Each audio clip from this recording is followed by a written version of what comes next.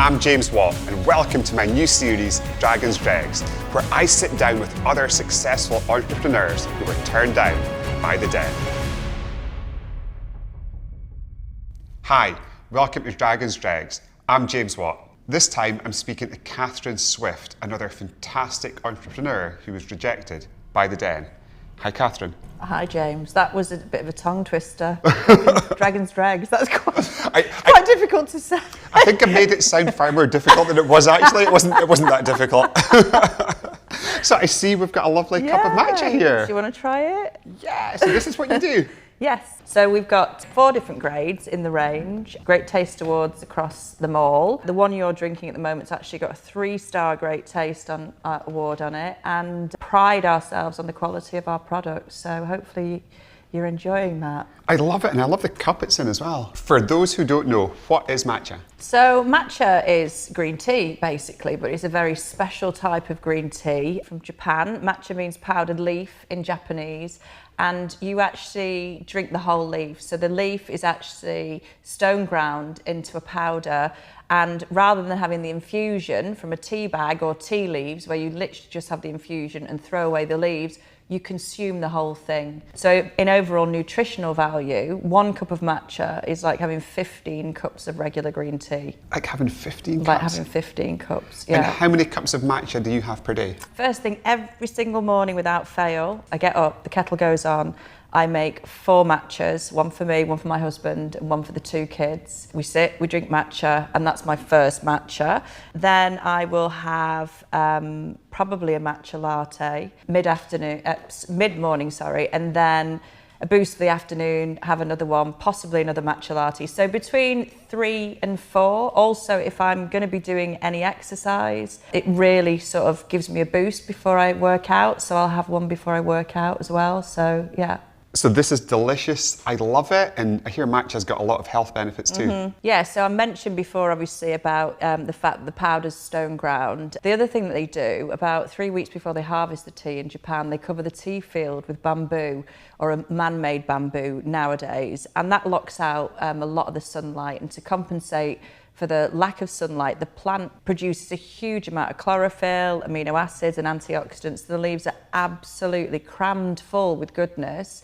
And then obviously the best leaves are picked. It's stone ground. People who enjoy drinking matcha enjoy drinking it because quite often they like the flavour, but they do drink it also for the health benefits because they report increased metabolism, increased focus, weight loss, you know. So it's all anecdotal. We can't make any claims in relation to it, but you only have to look at all the anecdotal information out there. In addition to that, I have been involved in some research, or the business has, some breast cancer research, which was in vitro, which is in test tubes, not in human beings. It was a breast cancer study, and we've also done a couple of studies at Chichester University in relation to fat oxidation in women. So we're a really small business. There's not a huge amount that we can do, but we're trying to do what we can to validate some of the health benefits of the drink. So there's a long way to go, but we're on our way. And why did you end up so passionate about matcha? So back in 2009, my mum was diagnosed with, quite an aggressive breast cancer, and my background was in event management. At the time, I ran an event called the Northwest Football Awards, and the day Mum was in hospital having her major operation, I was all over the place. And my husband Jason said to me, "You're not helping yourself or your mum. Just focus on some work." So I ended up deciding to pick the phone up to a guy called Maurice Watkins, who was the chair of the judging panel for the Football Awards, because we had the event, judging day at least around the corner. So I was running through the running order with him and eventually got to the subject of fundraising. Because we'd get the great and good of the world of football in the room, we would always raise money for charity, and he was the chair of a £20 million appeal for the Children's Hospital in Manchester. So that, for the last few years, that's who we'd fundraise for on the night. So I asked if he'd like to continue to fundraise for the Children's Hospital, and he said, actually, we've hit the 20 million, and I've just been asked to head up a £5 million appeal for breakthrough breast cancer, who are now breast cancer now. And it was just weird, literally. You know, the hairs on the back of my neck stood on end. I told him what was happening with Mum that day. We raised money for Breakthrough at the event, but then he got me involved and I ran the £5 million appeal. So I ended up becoming employed by Breakthrough Breast Cancer. And the appeal was what they call a major donor appeal. So rather than tin shaking outside supermarkets, we were identifying high net worth individuals and taking them around the research unit to meet the scientists and see the science in action. Very fortunately for me and Mum, Professor Michael Lasanti, who was the research director at the time, was really interested in natural compounds. So that's where I found out about lots of different antioxidants, but one in particular in green tea called EGCG. And I wanted Mum to drink the green tea with the most EGCG in it. And because of how matcha is cultivated and processed, it was that tea. So we started drinking it for that reason. I had no intention of setting up a matcha business, but I just felt once we started drinking it and felt amazing on it and thought it was also potentially helping Mum, I needed to spread the word. So that was 2009, set the business up 10 years ago. It was still really not well known at that stage. So yeah, it's been a journey. Had you tasted matcha before your mother's diagnosis? No. I just, I was researching stuff that I thought was, going to help Mum, and also obviously getting all the information from the research unit as well. And yeah, so I just started to, buy matcha, look into, quality matcha. And yeah, that's how it all started. And how is your mum doing now? It's She's okay great. For me to ask. Yeah, but my mum is like, proper matriarch, heartbeat of the family. She was not going to let it beat her. She's that type of character. So, she took the bull by the horns, started doing yoga every day, running up and down the stairs loads of times. I mean, that's literally my mum, if she decides she's going to do something, she does it. Matches maybe helped, we don't know. But my mum, like I said, really was determined not to let it beat her. Well, fantastic that your mum's doing well today, and just amazing that your mission to help your mum led you to matcha and led you to this business. Exactly, yeah, and that's it. I enjoyed what I did before, I started the business, but you find something in life that you're passionate about and it just changes everything. I think that's one of the keys, in starting a business. If you're going to start a business, it needs to be something that you really, really care about. 100%, because it's so difficult to start a business. You get so many kicks, you get so many knocks, you get so many rejections. So unless you've got a huge passion for what you're doing, you're just going to fall by the wayside when it gets tough. Yeah. I think you need a reason. There has to be a reason for doing what you're doing. And that was my reason. My mum was my reason. So how was the business doing before you decided to take it on the Den? How was the startup phase and where did you get to? It was doing okay. I mean, it was slow, but because I had very little money to start it with. So how much money did you start it with? About £20,000, which for me was quite a lot of money at the time, but actually in relative terms, it's not a lot of money to start a business with. So I didn't have money. We got a website done, but obviously there's no point having a website when nobody even knows who you are and where to find it. So I started off really doing like farmers markets and, things like that, just, really difficult. Same. I in the early days of our business, like my Friday, Saturday, Sunday was at local farmers markets. And I think it's a really good starting point for a business. It's direct contact with the customers, but it's tough as well. Oh, it's really hard. I mean, I've got fond memories of it because the family got involved. We'd all go, we'd travel to farmers markets and the kids would come and they'd have the OMGTeas t-shirts on with the trays and they'd be, giving out samples to people. But I think, one of the really good things about doing that is you validate your product, basically, so you actually get real feedback from real people. So you don't have ugly baby syndrome where you're carrying around this baby that you think's gorgeous that nobody else does think it's gorgeous, So, I mean, it's 10 years since I set the business up, and I think if I'd have known it was going to take this long and be this hard, maybe I wouldn't have done it. I'm really glad that I have, but I think there was an element of naivety in it all as well, that you think things might, progress quicker than they do. Setting up and scaling a business is so tough to do, and I quite like that toughness because all the time I'm thinking like, if this was easy, everyone would do it and success wouldn't mean anything. But what do you think could be done to make it at least a little bit easier to set up and scale a business? Probably more accelerators. I think, you know, and a bit more, you know, maybe grant funding for. I mean, I looked. You know, I was always looking to see whether or not there were any grants out there, or, you know, potential through Innovate UK or the government or whoever it was. That information, you know, it's not readily available, and I think, you know, maybe it would be really good to encourage, you know, young people and people who are thinking about, not necessarily just young people either, anybody, that there are resources out there, and maybe, you know, there should be some money put into actually promoting them and, you know, getting it out there so people realise that actually you don't have to do it totally on your own. There are tricks of the trade out there that, you know, are undercover a little bit, I suppose. So how was the business doing just before you took it on the Den? It was doing okay because I was in the NatWest Entrepreneurial Accelerator, and I think because I'm so passionate about matcha and my product and people, the story behind the business really resonates with people. That, you know, we'd have pitching events, which I hated. I absolutely hated them, but we would do them, and I'd do quite well because people got the story, they got what I was trying to do, and we did get like angel investors that would come in. So I had a little bit of investment. It wasn't a huge amount, but being in Entrepreneurial Spark, which is now the NatWest Entrepreneurial Accelerator, probably gave me the confidence to do Dragon's Den. So when the email came in to say, oh, we've identified you as a potential business, and the literal blood drained out my head, I was just like, I can't not do it. And I thought, well, I've got the experience of pitching, so if I don't do it, I've got no excuse. I need to do it. But you said you hated pitching, and then you decided to sign up to the toughest, most intense pitch you could. I know. Well, literally, the email came in. It was January. I literally, honestly, I opened it up and felt sick because I knew that I was going to have to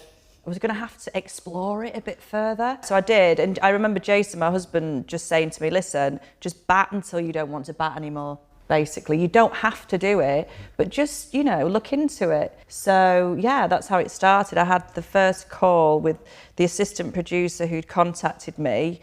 He convinced me to apply. I applied. You then had to go for a screening, which I went for at White City. And then there's this ridiculous due diligence process. I mean, our due diligence folder was like that. They wanted your inside leg measurement. And then you eventually finally get a date for filming. So that was January when I got the email. I filmed towards the end of May, and then the actual episode aired, I think it was towards the end of November, mid to end of November. So it was a year of highly emotionally charged Dragon's Den where I felt totally out of my comfort zone. You know, it wasn't, you know, people say when even now, you know, people will say you come across as really confident. I struggle with stuff like that. I really do. So it was a massive thing for me to do it. And yeah, and I was exhausted after the filming. And, you know, yeah, it was full on. On the day, how was the build up to the pitch itself? Well, had to get there really early. How early did you get there? I think I had to be there for 6 a.m. So 2 cups of matcha and then go? Yeah, literally. And it was filmed at the old Granada Studios in Manchester. So they put me up in a hotel nearby. Then a driver came and picked me up. How was the hotel? Honestly, it was shit. It was, I think it was a travel lodge, but it was a grim travel lodge. So it was not the best night's sleep the night before because, as you can imagine, you're pretty nervous. So maybe the hotel didn't matter because you were never going to sleep very well the night before. So they pick you up really early and then you go to the green room where you basically sit and wait. Well, actually, no, what we did, you set your little display up and then the executive producer comes round and checks to see whether or not they're happy with it and that kind of thing. And then it's literally a waiting game. You've obviously got makeup and that there. I think I was in third, so I wasn't one of the ones that had to wait right until the end. But I just remember the green room was horrible. It was just like a garage almost with these big white lights, you know, and there was bottles of water and packets of like Tesco's, like, you know, basic crisps, and so the nerves as well, you know, it was pretty, yeah, it was pretty grim actually. So what were you hoping for going in? I really wanted them to invest in my business. I know there were a lot of people who were like, oh, we just get loads of PR out of it. But I did. I thought that they would get it, and I thought somebody would invest, and that was probably naive. That's what I hoped for. I hoped for investment. So how did you feel in the infamous fake elevator? Really nervous because you're in there forever. I mean, literally. So you walk up to the elevator, you're told to stand outside the elevator for ages while they're filming you, photographing you, etc. The doors open, you go into the elevator. It's all on one floor as well. I don't know if you're supposed to... Oh no, it's fine, yeah. Okay. So you go in the elevator, the door's shut, so you're in this little bloody box that isn't really an elevator for ages, whilst they're obviously they're checking for nerves. They want to see whether or not, they want to get some really juicy stuff for the camera. So you were in there for ages, and then you knowing that on the other side, as soon as the doors open, the dragons are there. It kind of really, really ups the ante. And who did you pitch to? I pitched to Peter Jones, Deborah Meaden, Tuka Sullivan, Jenny Campbell and Tej Lalvani. I think you pitched incredibly well, but it looks intense. Yeah, no, it was. And I think I did pitch quite well, but then obviously come the questions, which were thick and fast. I think I fielded them really, really well. It's a bit like an out-of-body experience when you're in there. I was in the den being questioned for maybe as much as 45 minutes. And then the final cut was 15. So a lot of it's edited out. And, they're looking for sensational TV at the end of the day. It's not about showing me in my best possible light. So there was one crunch moment when Deborah Meaden had got the OMGT brochure, and it talked about the science, backed by science. And actually, in hindsight, we shouldn't have had that in the brochure. We should have a different wording. We could have had it in the brochure, but it was the wording backed by science. The thing is, I was able to explain that, what it was all about, the fact that we've been involved in research, and that actually, we'd done a breast cancer study, we'd done a fat oxidation study, but the way that it was cut, it was almost like I was a snake oil saleswoman, so that I thought was really unfair. The way that they did that, because actually it could have been extremely damaging. And actually we did get a complaint from, it actually came, somebody complained into the Advertising Standards Authority anonymously. They obviously didn't think it was a big enough deal. And then it was actually just referred to our local trading standards, and they just said, oh, you just need to change that wording. Were you disappointed and a bit hurt by how the edit was put together?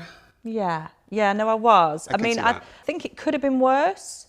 But there was also one particular element around, the scientific research that we'd been involved in that was picked out, and they picked out the bit that made me look potentially like a snake oil saleswoman rather than actually somebody who genuinely was trying to validate the health claims, that had got a background in it because of the research that I'd, been involved in.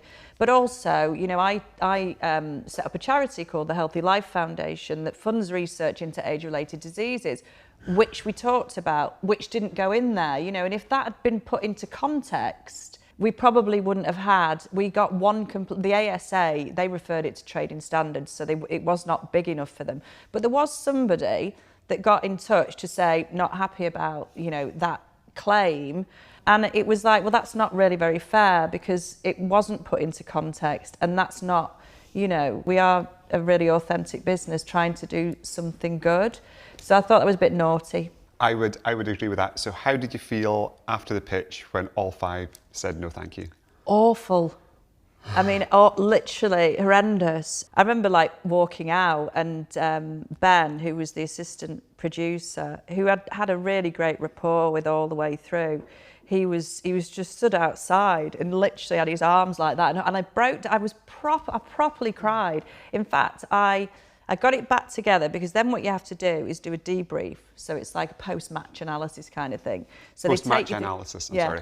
Yeah, post-match analysis, very good. So we, you then go off and they have to, they ask you, so how do you feel? Is it going to put you off, carrying on with your business, etc.? And I held it together for that and, said, no, not at all. but literally cried all the way home. I mean, I was broken. It really, really upset me because, you know, it was like, I can't believe it. I can't believe they didn't invest in me. They didn't get it. And I think I was also, you know, I was worried about how it was going to get cut.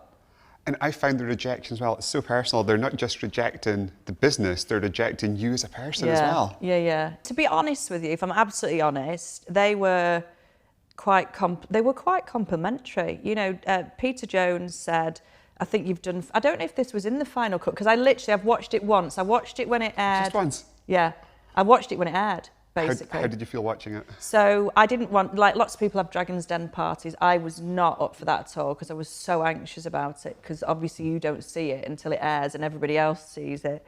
So there was me and Jason, my husband, and Tiffany, who works for me, who's like, you know, my partner in crime, and another friend, Legita, and Legita was sat behind me, and she said she could feel my heart beating out of my back. Horrendous, really, you know, awful. And I've seen little clips since, but I've not wanted to watch it again. I don't think I did bad, and I think, you know, like I said, Deborah Meaden, she said, and I don't know if it was in that final cut, if it was about investing in an entrepreneur, I would invest in you. She just couldn't see the business. And Peter Jones was like, I think you've done an amazing job. I think that, but he just couldn't see it. He couldn't see Matcha. But now look at Matcha. Yeah. Did you see a spike when it aired? Did you see more people on the website? Did you see more people speaking about OMGT? Yeah, a bit, but nothing like I thought we might have done.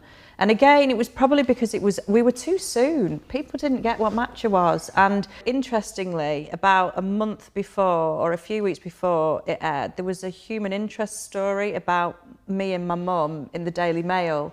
And the sales from that were on a different level to what we got from Dragon's Den. So we did, but the thing is with Dragon's Den is we still get people, like yesterday, somebody got in touch about it. I saw Today? Yeah. Well, yeah, exactly. But you know, I saw your pitch on Dragon's Den. I can't believe they didn't invest, you know. So it's the legacy, you know, it's a legacy. And I think, you know, it wasn't a total train crash. It could have been a lot worse. I could have crumbled. I could have not come across as well as I think I did in the end.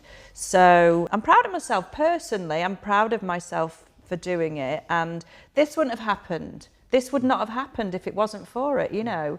And I'm absolutely delighted to be here. Thank you again. So for what it's worth, if I'd been sitting in one of those seats, I would have 100% invested. I think you're fantastic. I think Matcha is amazing. And for me, it's not just an investment in a business. You're helping build healthier, happier humans too. Absolutely, you know, and I think that's one of the things that really kind of keeps you going is that, you know, it's a mission we're on. You know, it's not just about selling green tea. It's about selling a lifestyle. It's about health and well-being. It's about doing something that's going to help people live healthier for longer. And that, to me, is more rewarding than any, like, you know, big bank balance. You know, that matters to me more.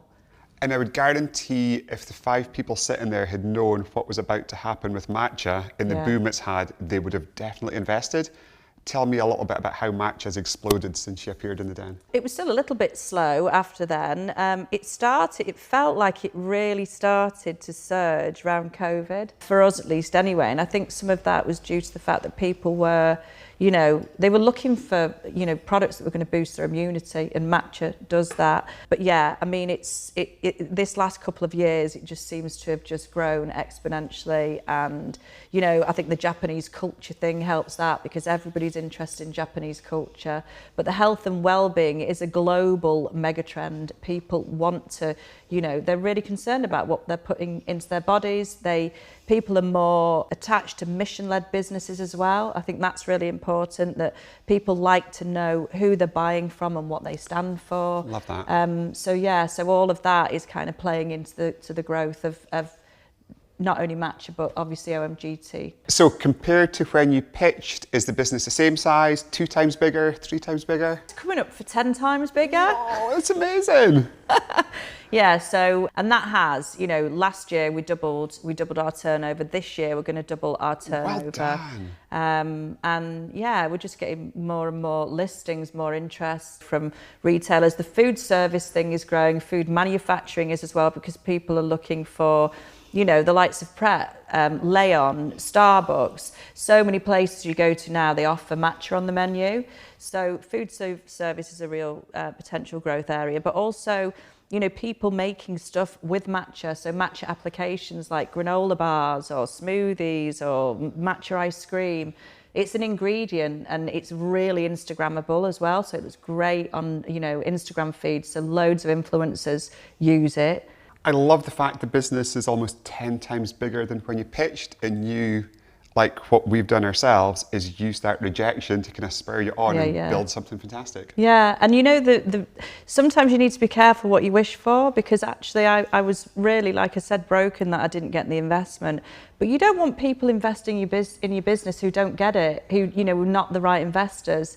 And actually last year, I've only ever worked with one supplier in Japan, and they are the number one in my opinion. You know, they are consistently, the product is consistently good, and they are the biggest producer of matcha in Japan.